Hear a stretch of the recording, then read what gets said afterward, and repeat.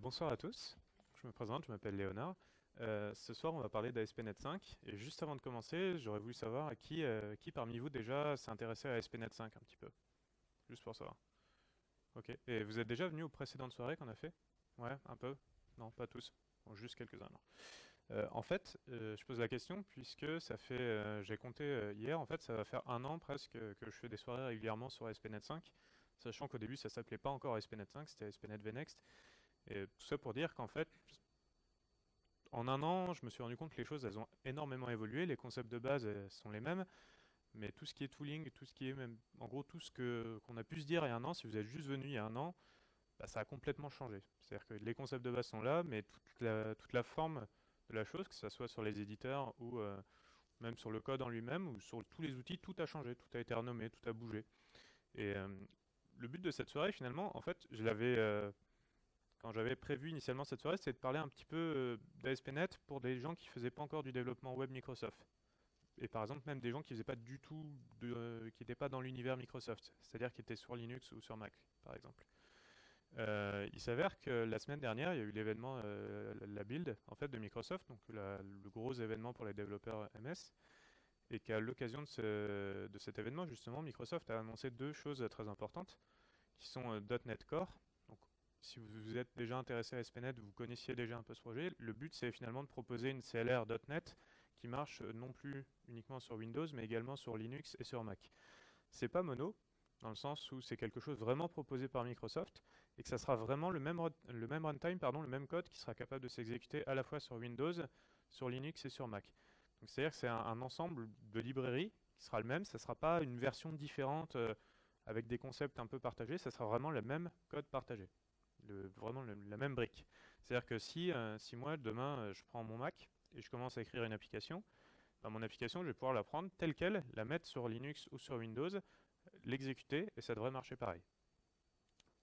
Bref, .NET Core il a officiellement été annoncé et livré, bah, il est disponible en tout cas depuis la semaine dernière.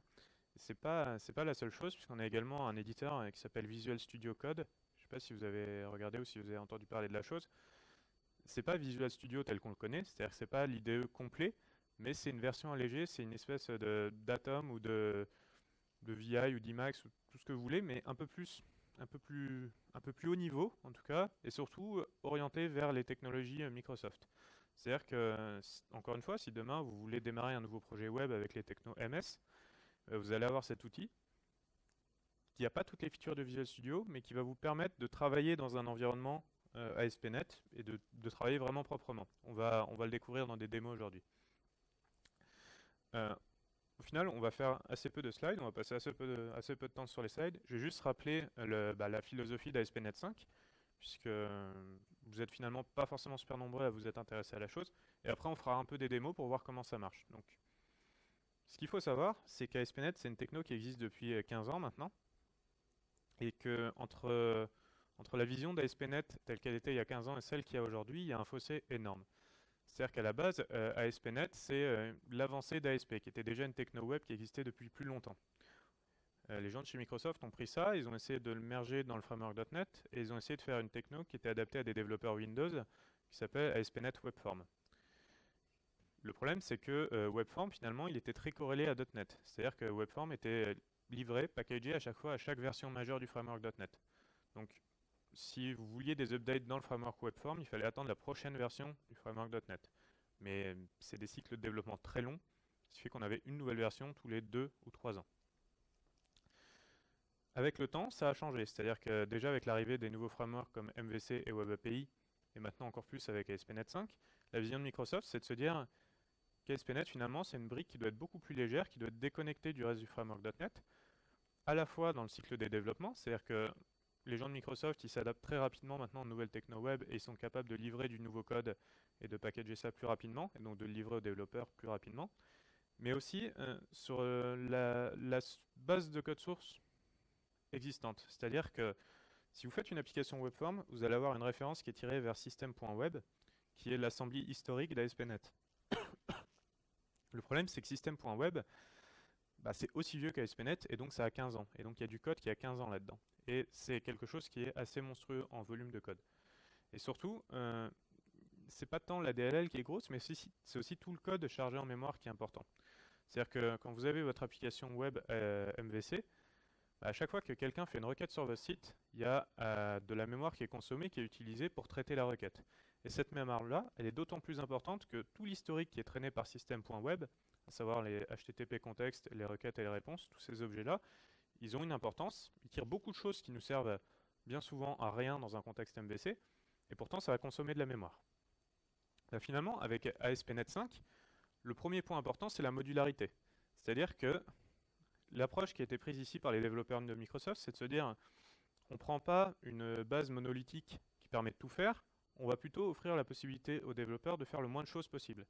C'est-à-dire que quand vous faites fichier nouveau projet, il n'y a vraiment rien.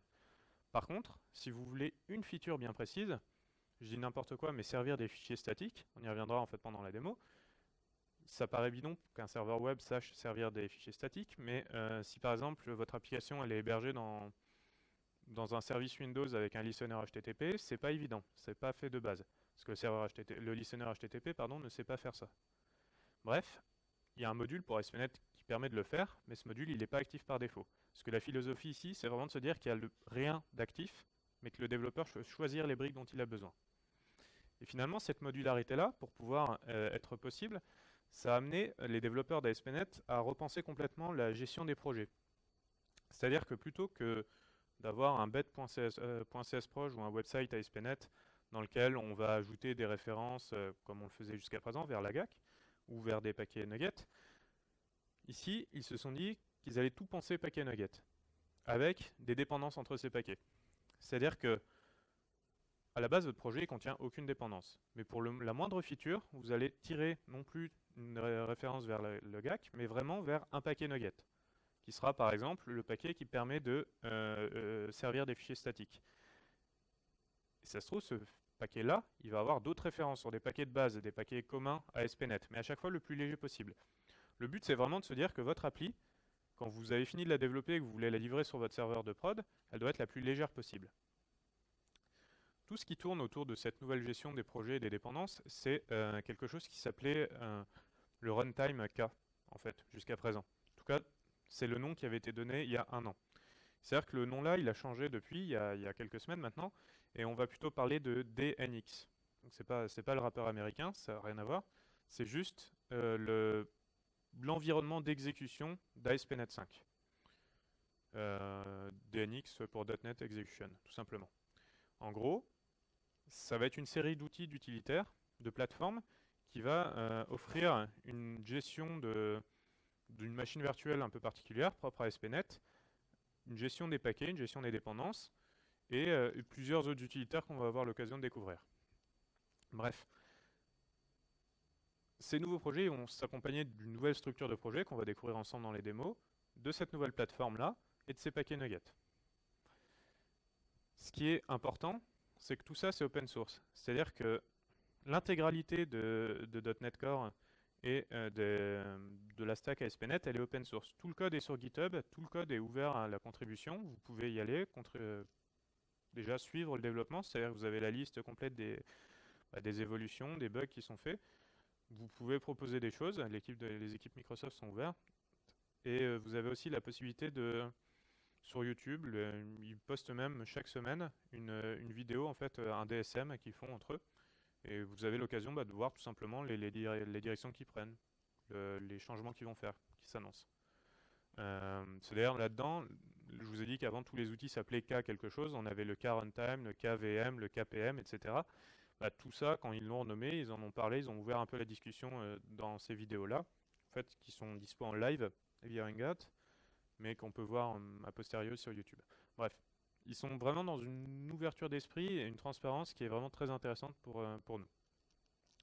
Enfin, liberté de choix dans les outils, j'en ai parlé en intro avec ce Visual Studio Code. En fait, c'est pas tout. Techniquement, vous pouvez faire une application ASP.NET 5 avec un éditeur Notepad, par exemple. Pourquoi? Parce que tous ces utilitaires liés à DNX, donc cet environnement ASP.NET, ils sont dispo en ligne de commande. Et à partir du moment où ils sont disponibles en ligne de commande, bah, vous pouvez prendre l'éditeur de texte que vous voulez, écrire votre application et juste lancer la bonne ligne de commande. En fait, dans une application ASP.NET 5, il n'y a plus la phase de compilation historique telle qu'on la connaissait dans des applications .NET. Toute la partie compilation va se faire en mémoire. Même si vous prenez Visual Studio, si vous faites F6 ou CTRL-SHIFT-B pour compiler votre appli, ça ne va pas vraiment la compiler, ça va juste vérifier en fait que vous n'avez pas fait de faute de frappe, en gros, et que tout a l'air cohérent dans votre projet. Toute la partie compilation, elle est basée sur Roslyn, donc le nouveau compilateur qui est arrivé avec .NET, et tout va se faire en mémoire. Ça veut dire que encore une fois, vous écrivez votre code source dans Notepad, vous le prenez, vous le copiez, vous le collez sur un Mac par exemple, vous lancez la bonne ligne de commande, ça va démarrer votre listener HTTP et vous allez pouvoir taper dans Safari l'adresse de votre site en local et ça va marcher. Il n'y a plus besoin de compilation, tout ça. Tout va se faire au lancement. Du coup, dans ces outils, vous pouvez partir sur VS. Alors VS, ce qu'il faut savoir, c'est que c'est la version 2015 qui a été distribuée depuis la semaine dernière en release candidate. Il y a deux grosses versions maintenant qui sont la version Community et la version Enterprise. Community, elle est intéressante si jamais vous faites du développement pour vous, donc pas à but professionnel, ou à but professionnel mais que vous ne faites pas partie d'une société, c'est-à-dire que vous êtes tout seul, un indépendant par exemple. Ça marche aussi si vous êtes étudiant.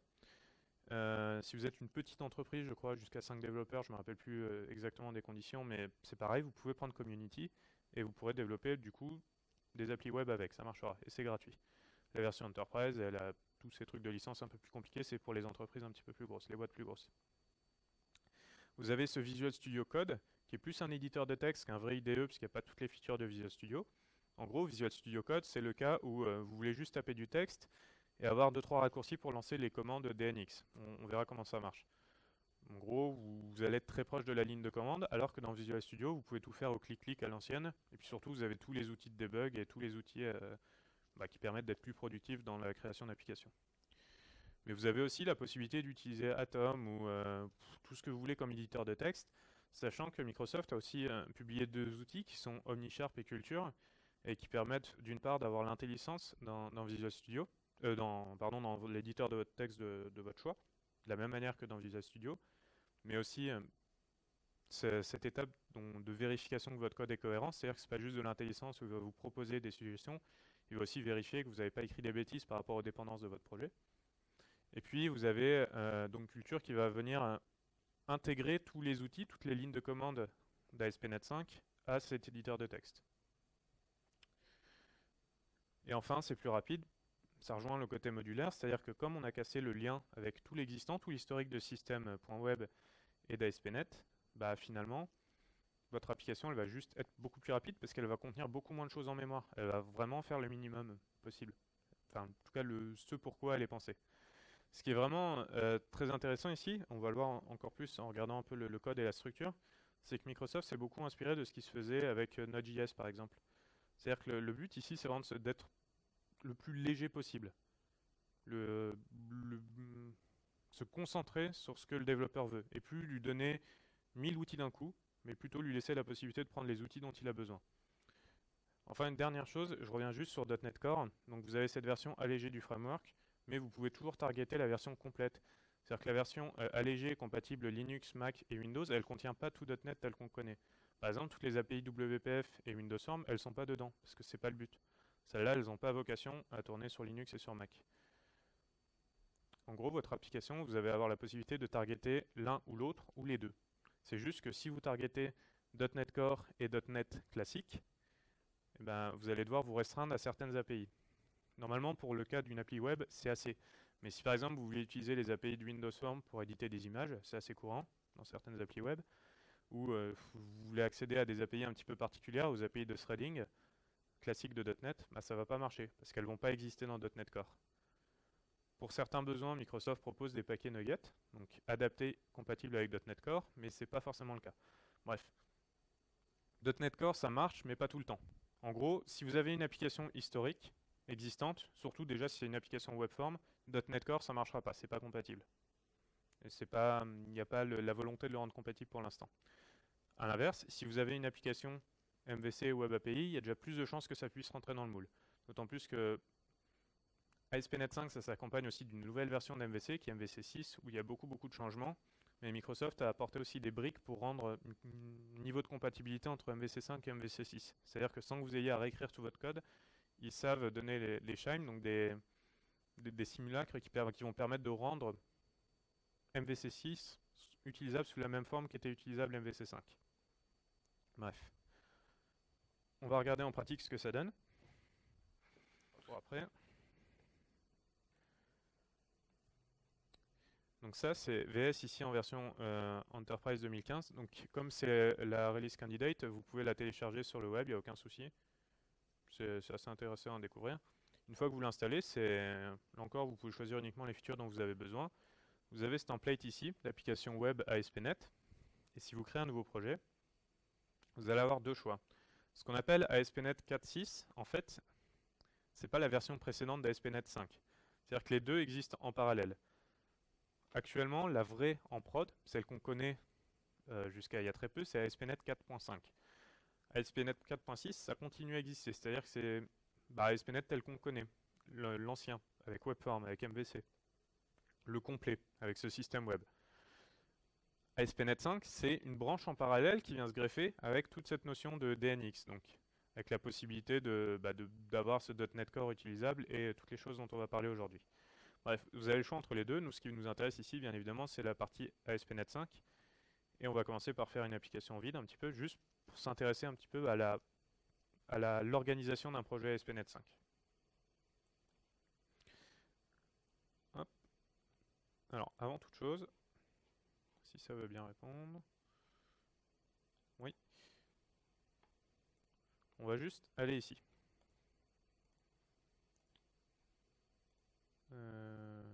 Hop.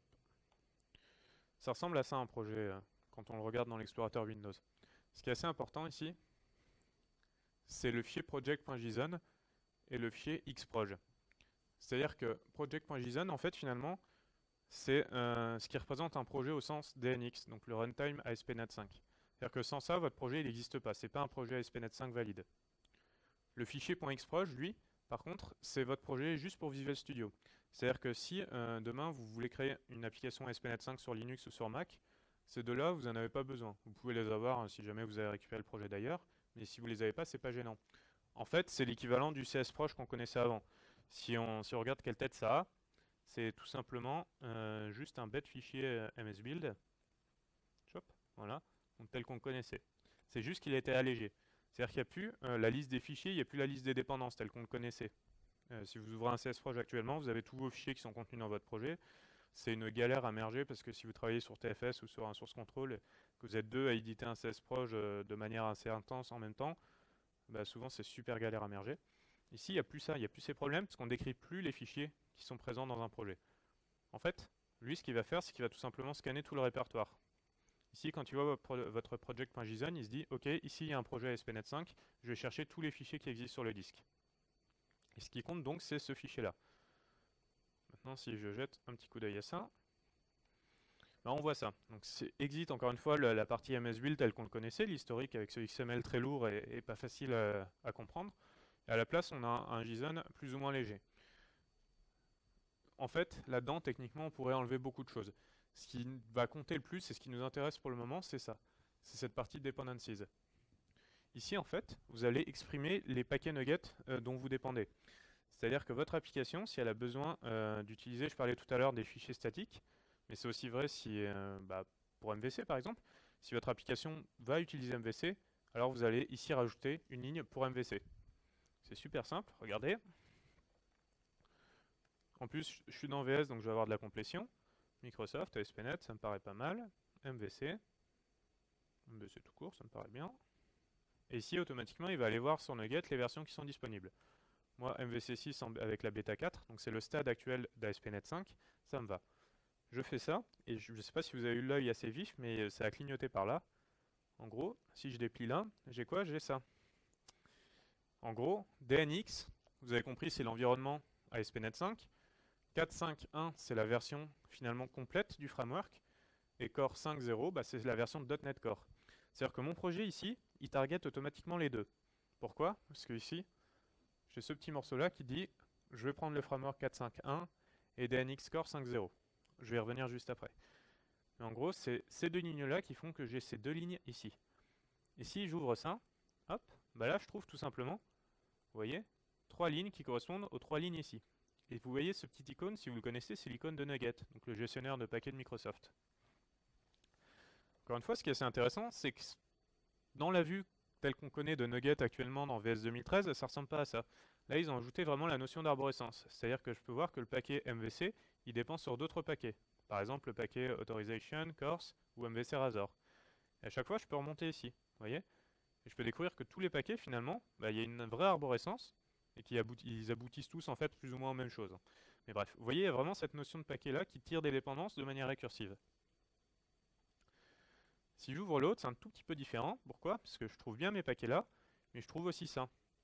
Et si vous avez compris le principe, c'est simple. C'est parce que là, je suis dans la version .NET Full, donc pas cette version qui marchera sur Linux et sur Mac.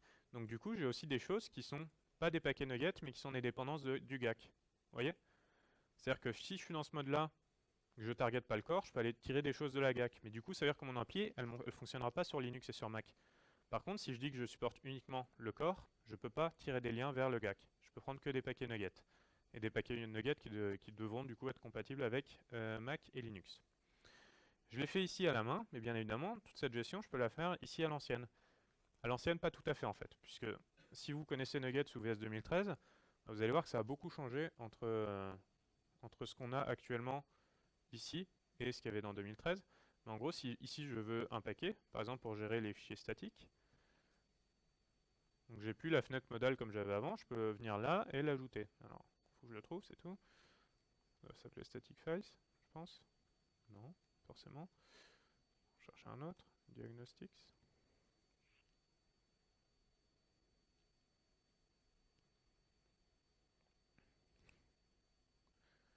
Et je vais en trouver aucun que je veux, forcément.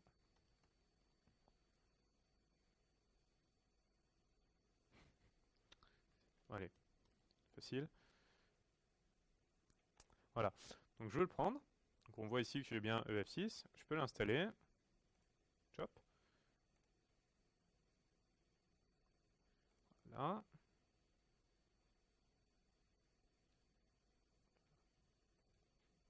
Je reviens ici. On voit tout simplement qu'il a été m'ajouter une ligne. Ce qui est assez intéressant ici, c'est en bas. On va y revenir dans 2 secondes. Vous connaissez déjà la fenêtre de Nugget, mais on va voir en fait comment ça marche derrière. Mais vous voyez vraiment ici, il m'a ajouté la ligne. Donc je peux le faire ici, ou je peux le faire en mode je clique à l'ancienne. Vous voyez vraiment, si j'étais pas dans VS, si j'étais dans un éditeur de texte ou dans VS Code, bah, je pourrais très bien le faire là, ça marcherait pareil. Je vais l'enlever, hop, hop, je regarde et vous voyez qu'il disparaît bien là. Les deux sont vraiment synchro. On va reparler du reste dans un instant. En attendant, je vais vous montrer Visual Studio Code, donc cet éditeur allégé. C'est vraiment un bête éditeur de texte, mais avec 2-3 features en plus. Donc ça, c'est le projet que je viens de créer. Hop, je vais le mettre là. Alors, la première chose que je vais faire, c'est ça. C'est un petit peu particulier, mais en gros, vous voyez la toute petite flamme en bas, là, c'est ce qu'on appelle OmniSharp. Donc, en fait, OmniSharp, c'est un bête serveur qui tourne, un démon qui va tourner, et c'est lui qui va s'assurer que dans le contexte là, tout ce que j'écris, c'est cohérent. C'est lui qui va me procurer l'intelligence. Ici, si j'ouvre mon project JSON, vous voyez, je retrouve exactement la même chose. Ce qui est intéressant, c'est que là aussi, du coup, je vais avoir une aide à la saisie. C'est-à-dire que si je tape Microsoft ASP.NET, hop, vous voyez, c'est finalement la même chose qu'il a été chargé. Je peux faire ça, je peux faire ça, je peux l'écrire tout pareil. Tout ça, ça marche. Bon, ça c'est parce que j'ai pas de chance, mais c'est pas grave. Ça me permet d'enchaîner sur la suite. Je vais enlever la ligne là. Si j'ouvre ce startup.cs, alors lui il est assez intéressant. Si vous connaissez le projet Katana, donc pour vous remettre un petit peu dans le contexte, il y a quelques années, Microsoft, enfin c'est pas vraiment Microsoft, mais la communauté Microsoft a proposé OWIN, c'est-à-dire une spécification pour réussir à décorréler le serveur applicatif de l'application. C'est-à-dire que historiquement, une appli ASP.NET, elle ne peut fonctionner que sur 2IS. C'est pas terrible parce qu'on a des scénarios d'application très légères qu'on voudrait pouvoir faire fonctionner dans d'autres serveurs d'application, voire juste un listener HTTP. Et c'est d'autant plus vrai que si on s'ouvre à Linux et à Mac, bah, c'est un petit peu plus compliqué de faire tourner une application ASP.NET sur 2IS sur Mac. C'est pas possible. Bref. OWIN, donc, c'est finalement un moyen d'exprimer le lien entre une appli et son serveur. C'est aussi pour ça qu'on a voulu casser le lien avec SystemWeb, parce que SystemWeb, c'est quelque chose qui était très lié à 2IS. Par contre, si on a justement ce niveau d'abstraction, OWIN et Katana, donc, on est capable d'écrire du code ici qui va marcher avec n'importe quel serveur. Il faut juste un serveur qui comprenne la même norme. En fait, il faut juste trouver un langage pour se parler. Bref. Katana, en gros, ça marchait avec une classe startup, une méthode configure. C'est pour ça qu'on retrouve là. C'est-à-dire qu'ici, ça n'utilise pas vraiment Katana, mais c'est basé sur le même principe. C'est ça qui fait que derrière, ça va pouvoir marcher avec n'importe quel serveur d'application. J'y reviens dans un instant. Donc ici, en gros, c'est le point de démarrage, l'encre de démarrage de mon application. Vous voyez, au passage, ici, il commence à me souligner des trucs un peu verts. C'est aussi OmniSharp, c'est-à-dire qu'il me dit que ça, j'en ai pas besoin parce que je l'utilise pas. De la même manière, si ici, j'écris n'importe quoi, hop, je fais CTRL-S, vous voyez qu'il va commencer à me souligner des trucs en rouge. Donc c'est pas Visual Studio, mais ça s'en rapproche un peu, grâce à OmniSharp. Je vais avoir un peu d'IntelliSense, et en plus je vais avoir un petit peu de validation de mon code. De la même manière, vous voyez, si je veux d'IntelliSense, j'écris mon app là, et hop, je peux voir ici avoir une petite preview des méthodes. Vous voyez? Et donc ce même éditeur là, je suis sur Windows, mais si j'étais sur Linux ou sur un Mac, j'aurais exactement le même, j'aurais la même expérience. C'est vraiment pratique. Bref. Pour démarrer mon appli, en fait, il faut que je choisisse un serveur d'application. Historiquement, on connaît 2IS, on peut aussi prendre un listener HTTP. Si je reviens là, j'avais deux dépendances au début, c'était les deux là. De la même manière que je référence MVC ou d'autres paquets, il faut que je référence le paquet qui correspond au serveur d'application que je vais utiliser. 2IS, il est un petit peu compliqué à lancer à la main, donc on ne va pas le faire. Par contre, le web listener, il est assez intéressant. C'est-à-dire que pour le lancer, il suffit que je prenne, donc c'est plus le langage de Katana, mais un autre, ensuite un type de serveur et mon appli. Ça, c'est un autre. En gros, c'est une appli console. Le type de serveur, ça va être ça. Donc c'est le type, en gros, ça correspond ici à mon nom de paquet ici. Je lui file juste une URL sur laquelle il doit s'ancrer. Je rentre pas trop dans les détails, intéressez-vous à Katana si vous voulez voir vraiment comment ça marche. Ça, finalement, c'est l'URL sur laquelle il va se lancer. Mais ce qui est plus intéressant ici, c'est de voir c'est la commande. C'est-à-dire qu'en fait, avec DNX, j'ai un mécanisme pour créer des commandes. C'est-à-dire que je pourrais faire exactement la même chose ici. Hop. Si je prends ça, hop.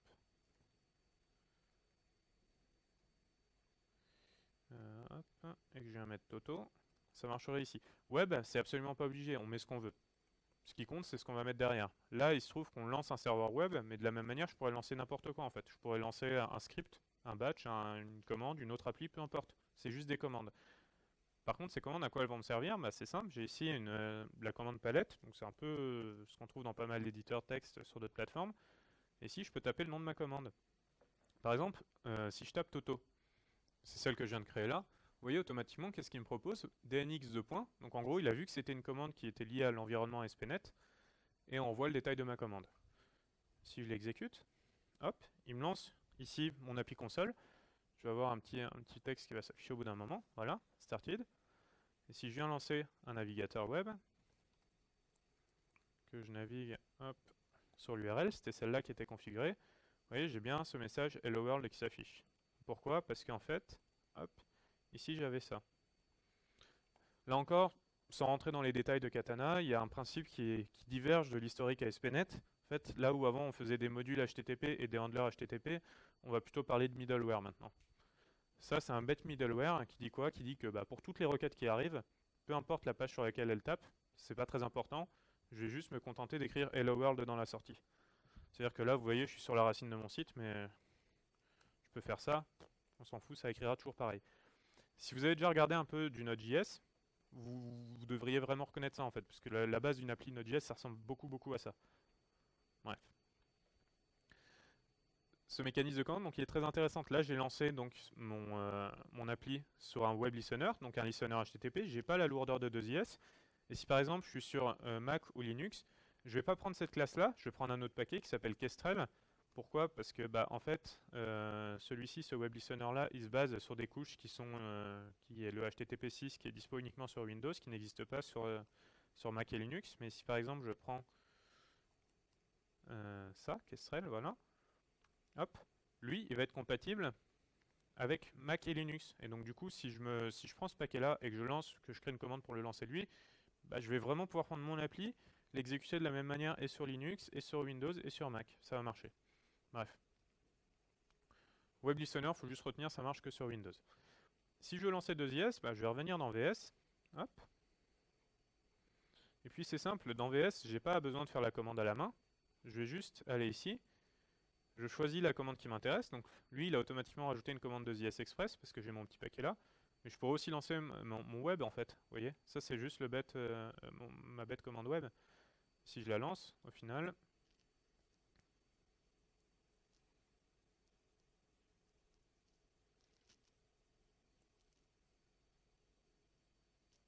c'est un petit peu plus long parce qu'il y a tous les trucs de VS qui se lancent en même temps, mais c'est la même chose, vous voyez?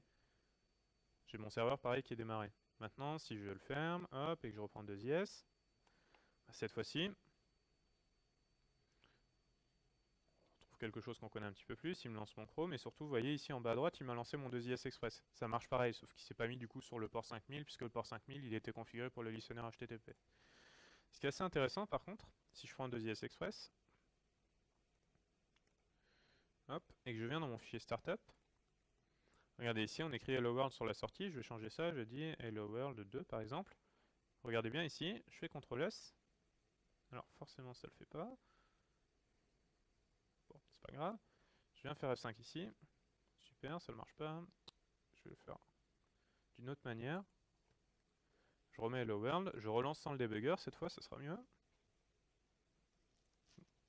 Donc, mon 2IS il est là. Regardez bien. Ah, putain. Bon, vous voyez, je change juste ici, je fais CTRL S, je viens faire F5 là. Vous voyez, mon message il a changé. Ce que je voulais vous montrer en fait, c'est que 2IS ici il aurait clignoté. Pourquoi? Parce que je vous ai dit que la compilation, elle se fait plus, elle se fait en mémoire cette fois-ci. Elle se fait plus avant, elle se fait plus quand on fait F5 ou F6 dans VS. En fait, ce qui se passe tout simplement, là, quand je change mon code et que je fais CTRL S, Visual Studio, il a un truc qui tue 2IS automatiquement et qui le relance.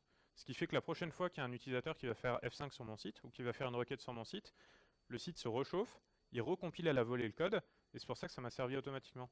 C'est-à-dire que actuellement, si vous faites une application MVC, à chaque fois que vous faites à part si c'est une modification dans une vue, mais si vous changez un truc dans un contrôleur par exemple, il faut tout le temps recompiler l'appli avant de pouvoir faire F5 dans le truc, dans le navigateur.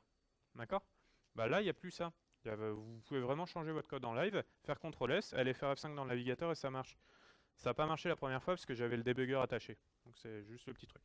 J'ai relancé ensuite sans debugger et du coup ça fonctionne.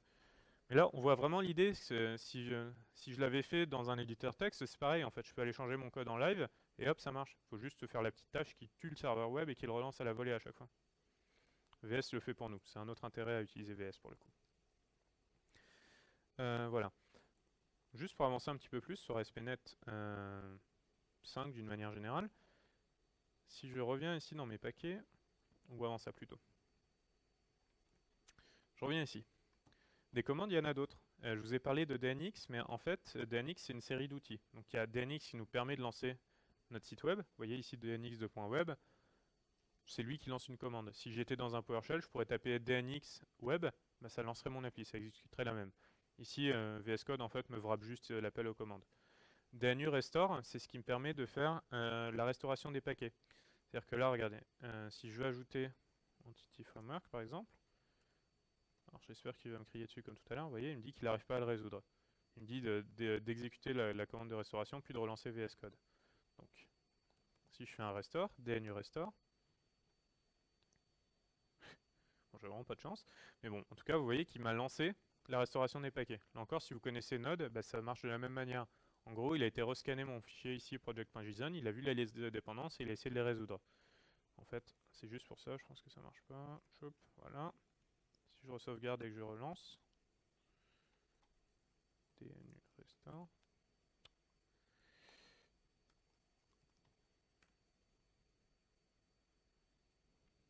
Vous voyez, cette fois-ci, ça fonctionne. Bref, c'était juste mon numéro de version là qui était pas bon. Mais en tout cas, il y a tous ces outils DN quelque chose qui permettent de le faire. Il y en a un autre qui est important, c'est DNVM. C'est celui qui permet de gérer les versions de l'environnement. Si je le lance, hop. Il y a pas mal de commandes. La plus simple, c'est DNVM list qui va me lister tous les environnements DNX qui sont présents sur mon poste. Vous voyez, là j'en ai plusieurs. J'ai à chaque fois la bêta 4, c'est la version actuelle du projet. Version complète, CLR, ou version allégée et cross-platform, Core CLR. Et à chaque fois divisé en 64 bits ou en 32. Ce qui est intéressant ici, c'est que finalement ces versions-là, elles peuvent cohabiter. C'est-à-dire que techniquement, si je viens sur mon poste, hop, techniquement, elles sont par là en fait. Ces différents runtime, ils sont là. Et ça, c'est super intéressant. Parce que actuellement, si vous faites une application ASP.NET et que vous la déployez sur un serveur, il faut que sur votre serveur, vous ayez la même version de .NET qui soit installée. C'est-à-dire que si votre application elle target du 4.5, du .NET 4.5, il faut que .NET 4.5 soit installé sur le serveur. A l'inverse, si vous avez un serveur qui contient deux applications, les deux sont en 4.0, vous installez .NET 4.5 sur le serveur, parfois il y a certaines API, certains composants qu'on utilise qui vont devenir instables. Parce qu'ils utilisent un truc obscur qui a changé entre .NET 4.5, entre .NET 4.0 et .NET 4.5.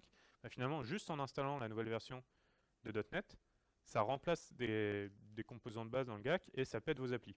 Ça arrive, c'est vraiment un truc galère à gérer et derrière, c'est des grosses contraintes en production puisqu'il faut voir, surtout quand on a plusieurs applis sur le même serveur, qu'il y en a qui ont besoin de passer dans la nouvelle version mais que les anciennes freinent, ça devient un cauchemar à gérer.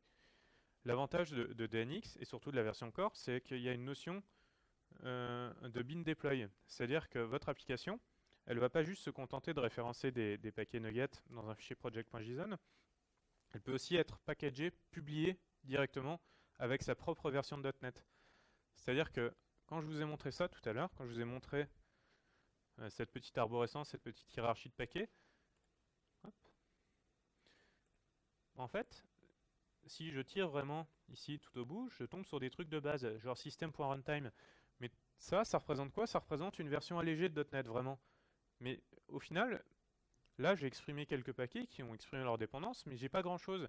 Et si je publie mon appli d'une certaine manière, lui il va être capable de télécharger tous ces trucs là, de les mettre directement avec le code de mon appli, et du coup moi je prends ça, je le drag and drop sur mon serveur, je le lance et ça marche. Mais ce qui est intéressant, c'est que je mets ma version de .NET à moi du coup. C'est-à-dire que je peux avoir deux applis qui utilisent des versions complètement différentes de .NET Core, une qui utiliserait, je sais pas, qui serait deux versions publiées à un an d'intervalle, ça poserait pas de souci, parce que chaque appli a sa version de .NET. Ça c'est super important et c'est super intéressant. Parce que d'une part pour vous, en tout cas pour les équipes de production dans les environnements où on travaille, c'est beaucoup moins compliqué à gérer. Derrière, il y a des mécanismes en plus pour que cette version ne soit pas scopée à l'appli, mais soit scopée à la machine, c'est-à-dire qu'elle ne soit pas redondante entre plusieurs applis qui utiliseraient la même version. Et c'est aussi intéressant pour les équipes de développement de Microsoft qui doivent plus se taper des boulets d'il y a plusieurs années. C'est-à-dire qu'en faisant ça, ils peuvent se dire, ok, on casse une API, on casse le contrat, c'est pas gênant, puisque de toute façon, l'appli qu'ils utilisent, elle peut vraiment être déployée juste avec ça. C'est plus simple pour eux, c'est plus souple de venir développer, d'ajouter des nouvelles choses et de réduire toujours pareil leur temps de développement en fait, et de nous filer des nouvelles versions avec des nouvelles features. C'est vraiment, vraiment, vraiment intéressant. Bref, vous avez pas mal de commandes en fait. Ici, c'est ce que Visual Studio vous wrap tout simplement. Vous pouvez faire choisir une version spécifique. Donc, par exemple, si je veux utiliser la 1.0.0 bêta 4 en version Core, je vais juste faire ça. Et lui, automatiquement, il va changer pour mon scope utilisateur à moi la version qu'il doit utiliser, la version de DNX qu'il va devoir utiliser. Bref, vous avez deux écoles vraiment. Soit vous faites ça à la main, soit vous passez par VS. VS vous permet de faire la même chose en fait. C'est-à-dire que si je viens là dans les propriétés de mon projet, hop, pardon, je vais retrouver à peu près la même chose. Vous voyez? Mes versions, j'en ai installé qu'une sur mon poste, mais j'aurais pu en installer d'autres, pareil avec des lignes de commande. La version complète ou la version core, l'architecture, tout ça c'est dispo, c'est la même chose en fait. VS, il se contente juste de wrapper toutes les lignes de commande que l'on peut appeler nous-mêmes à la main. Toujours sur ces versions, Visual Studio, l'éditeur Visual Studio, il a pas mal évolué. C'est-à-dire que je vous ai parlé d'API qui existent dans .NET complet mais qui n'existent pas dans .NET Core. Du coup, on peut penser que c'est un peu compliqué à gérer les deux dans une même appli, surtout si on veut garder la compatibilité sur les deux. Ils ont su adapter IntelliSense. Par exemple, regardez, si je veux faire ça, AppDomain, current domain, voilà. Donc, cette ligne-là, elle me permet de récupérer en gros le répertoire d'où est lancé mon appli. Si vous faites ça dans une appli web, vous obtiendrez le chemin finalement vers la racine de votre site. Pourtant, ce truc-là, il existe dans .NET complet, mais pas dans .NET Core. Et vous voyez, ça, c'est une fenêtre qui est intéressante, qui a été rajoutée dans Visual Studio, puisque vous voyez, finalement, passant votre souris ici, là, j'en ai que deux, mais techniquement, on pourrait en avoir d'autres, des versions de framework. Mais on voit bien qu'ici, si je suis en version complète, c'est dispo. Si je suis en version pas complète, c'est pas dispo. Mieux que ça, je vous ai dit que quand je compile, ça fait un spell check, c'est-à-dire que c'est plus vraiment une compilation où on génère du binaire sur le disque, et que plutôt qu'on vérifie que j'ai pas écrit de bêtises. Et effectivement, vous voyez là, j'ai généré mon appli et il me dit quoi? Il me dit que le nom abdomen n'existe pas. Mais dans le contexte DNX core. Vous voyez? C'est vraiment intéressant. Par contre, si jamais je viens dans mon fichier project.json et que je lui dis ok, je laisse tomber DNX core parce que c'est pas possible dans mon cas, j'ai vraiment besoin d'une API de base de .NET, j'enlève ça. Au passage, vous voyez ici que ça a disparu dans référence, j'ai plus que la version complète, j'ai plus la version core. Je régénère mon appli, et vous voyez, cette fois-ci ça passe. Donc je peux utiliser ce truc abdomen, ça le gêne plus, ça le dérange vraiment plus. Vous voyez, donc sur ces deux versions core et complète, on a vraiment la possibilité de targeter l'une ou l'autre, ou les deux, et surtout on a tout le tooling avec Visual Studio pour vraiment targeter les deux proprement. Hop, je vais enlever ça. Et on va continuer un petit peu maintenant en découvrant... je vous ai parlé des fichiers statiques tout à l'heure. On va en reparler rapidement. Juste si je prends un autre paquet, donc je vous ai parlé des middleware. Le middleware qu'on avait là, c'est un middleware très basique qui écrit Hello World tout le temps, peu importe les requêtes. Il y en a beaucoup d'autres des middleware. En fait,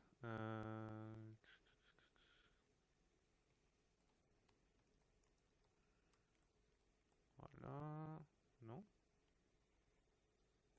Ah, il m'a pas restauré. Super. Ok, forcément. Donc là, j'ai écrit une bêtise. Vous voyez, pareil, j'avais un petit panneau jaune ici. En gros, je retrouvais pas la méthode que je voulais utiliser, mais c'est juste parce que j'ai écrit des bêtises là. J'ai voulu aller trop vite. Voilà, c'est mieux. Hop.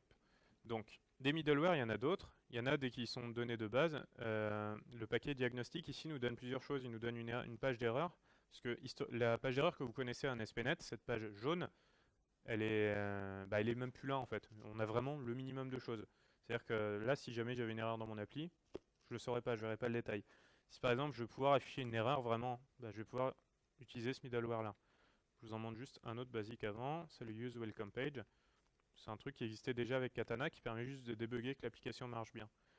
Le principe est le même, c'est-à-dire que là où j'avais ma petite lambda juste avant, qui écrivait du Hello World en dur, là ça fait la même chose mais ça met une page. Vous voyez, bon, c'est pas très important, mais si je reviens un tout petit peu en arrière maintenant. Hop, hop, hop, hop, hop. Voilà. Donc cette fois-ci, si je veux prendre le error page, et qu'ici je lève une erreur. Voilà. En gros, qu'est-ce que je fais? J'active le middleware pour avoir une page d'erreur, et je lui dis qu'à chaque requête qui va arriver, je lève une exception, pour forcer l'affichage de la page d'erreur. Ce serait bien qu'il lance quand même.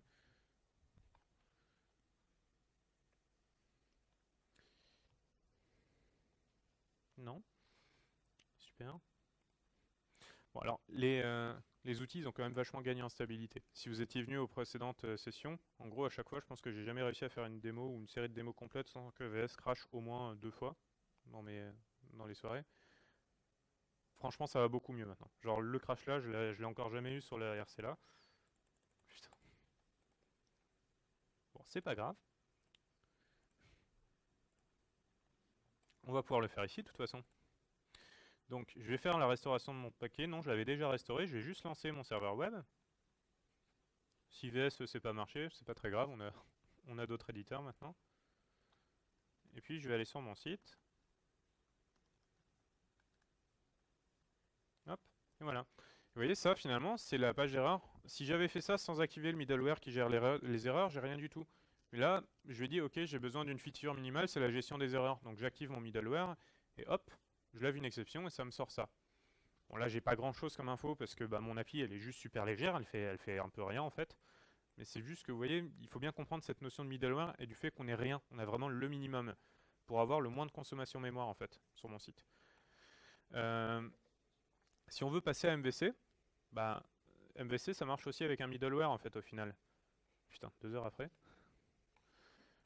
MVC ça va marcher aussi avec un middleware, c'est-à-dire que je peux venir ici dans mon fichier project.json, je peux venir référencer le bon paquet pour MVC, donc c'était Microsoft.soft.aspnet.mvc, voilà. on va prendre 6 bêta 4. Alors, je vais juste lancer ça à la main. Voilà. Je redémarre juste OmniSharp parce que j'ai un petit bug, sinon je sais pas trop si ça le fait à tout le monde, si c'est juste à moi, mais j'ai plus de complétion. Je reviens ici et maintenant vous allez voir que de la même manière, je vais avoir une méthode hop, useMVC qui est apparue. Et à partir de là, j'ai quelque chose que vous connaissez déjà si vous faites du MVC, c'est-à-dire que je peux alimenter ma table de routage et venir créer des nouvelles routes. Hop. Alors, VS Code c'est bien, mais il manque quand même pas mal de choses. Il n'y a pas ReSharper, il n'y a pas tout ce qu'on a dans VS. Ça doit être ça, je pense. Ouais. Non.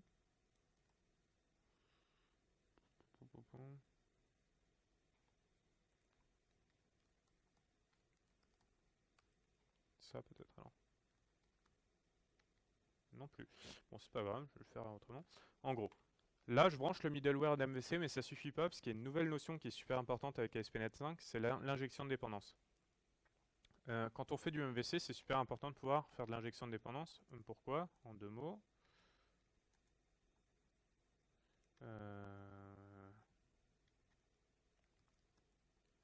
Si je fais ça, tout simplement, ça c'est un contrôleur MVC. Je vais vous le faire comme ça plutôt pour l'instant. Ça c'est un contrôleur MVC. L'injection de dépendance, c'est de se dire que les services, par exemple l'accès à des données ou autres, je peux lui dire ici, toi tu dépends d'un customer service par exemple. Et automatiquement, les mécanismes internes de MVC, ils vont devoir voir que c'est tel contrôleur qui doit être invoqué et que lui, il a une dépendance sur cet élément-là. Et ils vont chercher à le résoudre. Et le but, tout simplement, c'est d'enregistrer ce service-là à un moment donné. En gros, ici, vous voyez, j'ai une méthode configure service. Je vais tout simplement, ici, lui dire enregistre. C'est une syntaxe un petit peu particulière, mais si jamais j'avais ça, je ferais un truc du genre ça, type, je l'ai appelé customer service, je crois. En gros, je ferai un truc comme ça. Ça, c'est le principe de l'injection de dépendance. C'est-à-dire qu'à un moment, à un endroit, dans un DICO, j'ai associé une interface avec un type, en gros, un service, je l'ai déclaré, et qu'après, partout dans mon application, je peux me le faire injecter dans mes contrôleurs. ASP.NET 5, c'est raisonné comme ça. Je vais juste changer mon projet pour qu'on avance sur ça. Si vous connaissez un petit peu MVC, si vous ne connaissez pas, je vous invite à vous y intéresser. Mais en gros, MVC, il est entièrement déjà historiquement composé comme un ensemble de briques qui sont des services remplaçables. C'est-à-dire que MVC, de base, lui, c'est un framework qui sait faire de l'injection de dépendance. Et mieux, qui est adapté à l'injection de dépendance. C'est-à-dire qu'on peut remplacer des briques d'MVC grâce à l'injection de dépendance. Avec ASP.NET 5, les gens de Microsoft se sont dit, on a plusieurs frameworks web qui sont MVC, qui sont Web API, qui sont signalaires, il y en a beaucoup d'autres. Tous ces frameworks web, ils partagent pas forcément assez de choses, mais surtout ils sont conçus de manière un peu trop différente. Par exemple, la partie injection de dépendance n'était pas la même entre MVC et Web API. Là, ils se sont dit déjà, pour l'injection de dépendance pure, on va proposer une seule et même solution pour tout le monde. C'est-à-dire que c'est plus MVC qui va amener sa solution d'injection de dépendance, ça sera ASP.NET qui la comprend. Mais en fait, ce qu'ils ont fait, c'est plutôt qu'ils ont donné une abstraction autour de l'injection de dépendance. C'est-à-dire qu'ils donnent un conteneur basique qui fera la plupart du taf, mais si vous ne convient pas, vous pouvez le remplacer. Mais il y a une notion d'abstraction autour de ça, c'est-à-dire que vous allez remplacer le conteneur de base d'ASP.NET, mais automatiquement, MVC, il saura utiliser votre conteneur. Si vous faites du signalaire, c'est pareil, il saura utiliser votre conteneur. En gros, tout ça, ils ont rapporté les bases conceptuelles pour pouvoir faire de l'injection de dépendance tout le temps. Et ça, c'est vraiment bien. Là, j'ai créé une autre appli, un website, donc qui est juste un tout petit peu plus compliqué, pour pouvoir vous montrer 2-3 autres choses. Ma méthode configure service, ici, elle est un petit peu plus complexe. Vous voyez qu'en gros, on a ici, je suis dans un projet avec de l'Entity Framework, avec du Microsoft Identity, etc. Mais vous voyez qu'en gros, on enregistre pas mal de choses là-dedans, et il y a cette ligne en plus. C'est-à-dire que là, c'est pas l'enregistrement d'un middleware, c'est juste la déclaration de tout ce dont on a besoin pour que MVC puisse marcher. Parce que MVC, il a ses services en interne, il faut lui dire branche-les, sinon ça ne fonctionnera pas. Juste avant, ce que je cherchais tout à l'heure, c'était ça, c'était la méthode maproute. En gros, il devait me manquer un using, mais peu importe. Vous voyez, je peux créer une route comme avant. Là, il y a eu des évolutions ici, les noms sont plus exactement les mêmes, il y a 2-3 nouvelles features, mais ce n'est pas forcément l'objet de la soirée là. En gros, à partir de là, mon appli elle marche et elle est capable de fonctionner avec du MVC. Donc si ici je viens créer un contrôleur MVC tel qu'on le connaissait, je peux faire ça. Hop.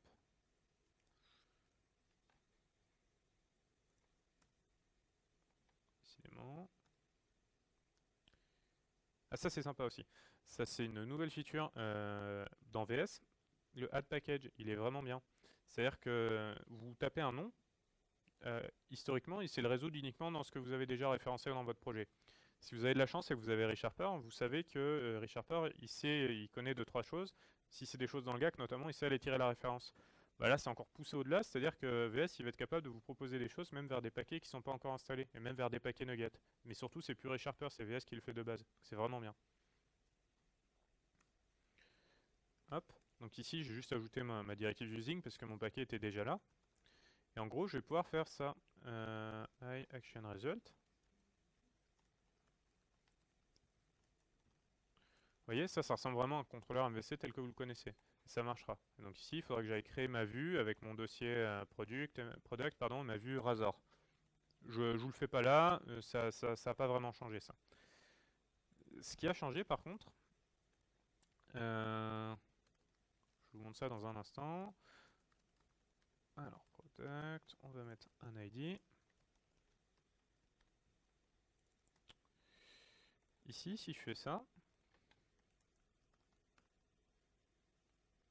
il y a déjà un truc qui devrait tilter, c'est-à-dire que si vous connaissez MVC un petit peu, vous savez que normalement on ferait pas ça là. On ferait un JSON result, et puis là on ferait return JSON, et on ferait ça. Ça devrait vous parler si vous connaissez MVC. C'est-à-dire que je veux retourner un produit sous la forme JSON. Avec MVC 6, en fait, il y a une différence super importante, c'est que je peux faire ça. Je lance mon site et vous allez comprendre ce que ça change dans un instant.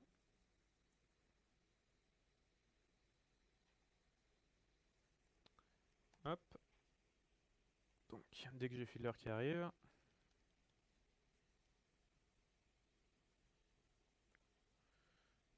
non, voilà. Je vais faire un get, donc je l'ai appelé product action index.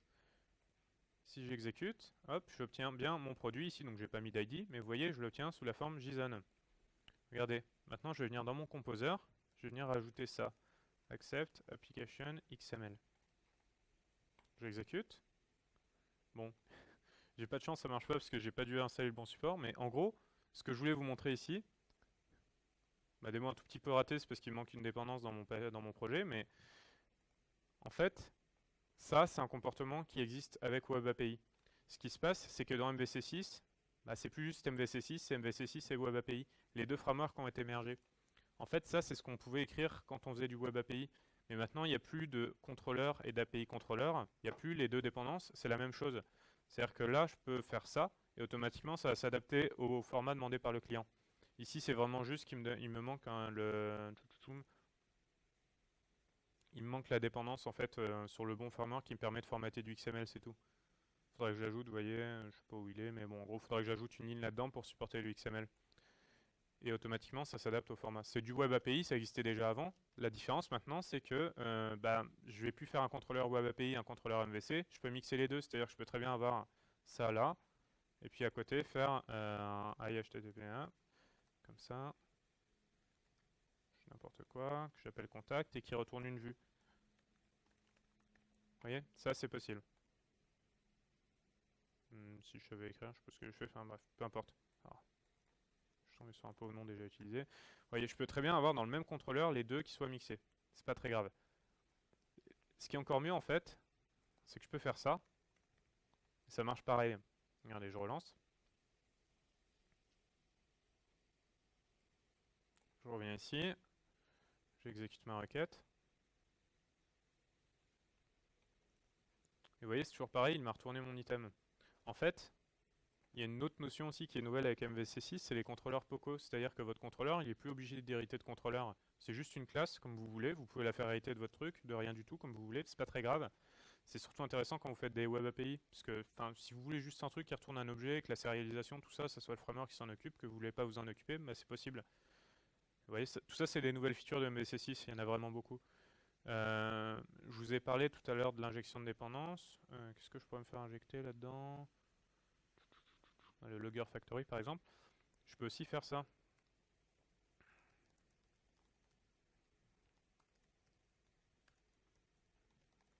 Regardez, automatiquement si je fais ça, je mets un point d'arrêt, je relance.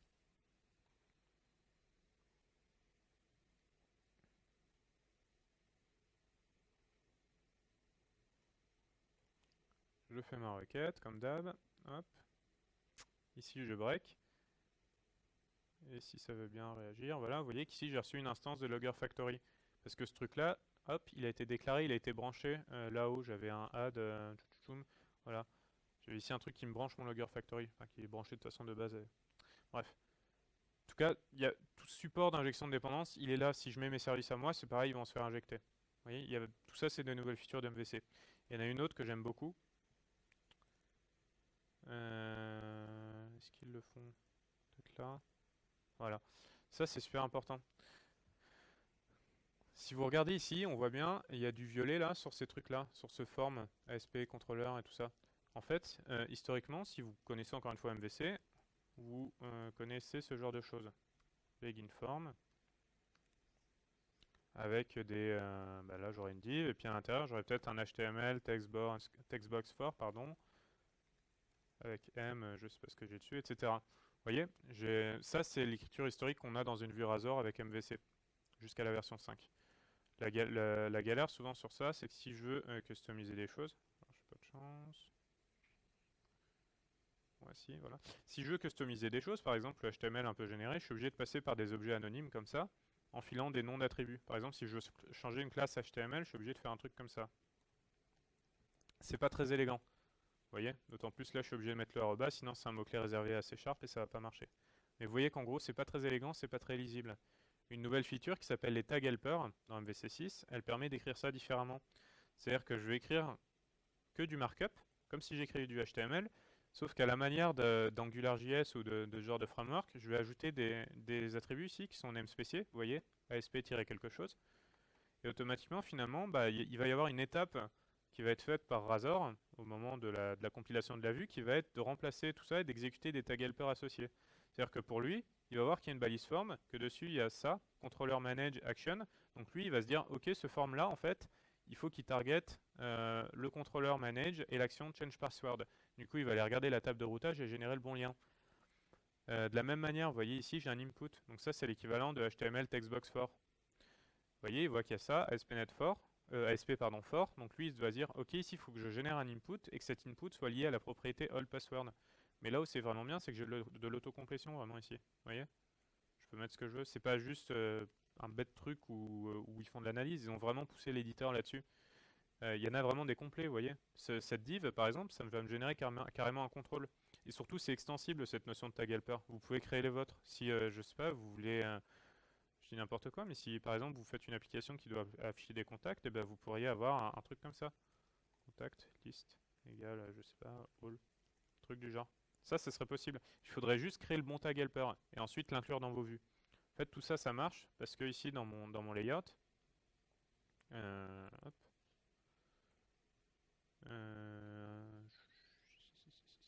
non, ici dans mon global import, j'ai ce truc-là, add tag helper. Lui, ça veut dire quoi? Ça veut dire qu'il va aller chercher tous les tags helper qui sont présents dans un paquet, enfin qui sont dans ce namespace-là. Vous voyez? C'est lui qui fait la magie en fait. Si j'enlève la ligne là, ça va plus trop marcher tout le reste. Alors je sais pas si ça se reflète bien dans l'éditeur, mais... Ouais, non, ça se reflète pas ici, mais en runtime, en gros, ça marcherait plus, puisqu'il saurait pas faire le lien avec les tags helper. Il y a un autre élément important, ici, c'est ça. Je suis pas fan de ça, mais c'est possible.